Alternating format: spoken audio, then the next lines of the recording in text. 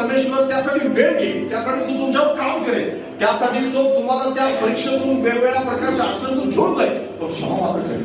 Hallelujah. तो क्षमा करेल, तुम्हाला जवळ घेईल, तुमच्या जखमा धुतल्या जातील, कारण त्याच्याजवळ दया आहे, त्याच्याजवळ करुणा आहे, त्याच्याजवळ प्रेम आहे. तर तू क्षमा करणार, तो कधीच तुम्हाला दूर करणार नाही. त्याच्याजवळ जो कोणी येतो, बायबल सांगतं की मी त्याला माझ्यापासून घालवून देणार नाही, मी त्याला जवळ घेणार. हालेलुया.